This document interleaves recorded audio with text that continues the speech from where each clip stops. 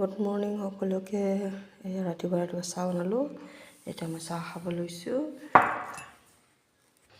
আশা কৰোঁ সকলো ভাল আছে। মোৰ মানি প্লাণ্টটো মৰি গ'ল, এতিয়া অলপমান পানী দি দিওঁ, শুকাই গৈছে একদম।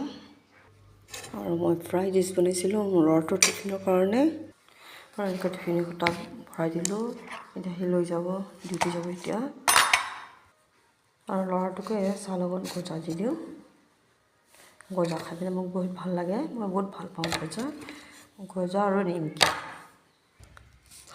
আৰু ল'ৰাটোক ভাড়া দিব লাগে সদায় 10 টকা, এইটো হ'ল 20 টকা, এইটো হ'ল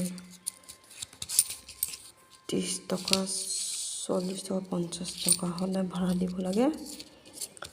এনেকৈ জমা কৰি ৰাখি দিওঁ ল'ৰাটোৰ কাৰণে ভাড়া, ঠিক আছে। আপোনালোকে ল'ৰা ছোৱালী কেনেকৈ ভাড়া দি পঠাই চাগে কমেণ্টত ক'ব, মোক জনাব। সদায় 50 টকা দিয়াটো বহুত টান হৈ যায়। আপোনালোকে কমেণ্টত কৈ দিব, জনাই দিব। আৰু ভিডিঅ'টো ভাল লাগিলে লাইক কৰি দিব, আৰু প্লিজ ফ'ল' কৰিব। Bye bye.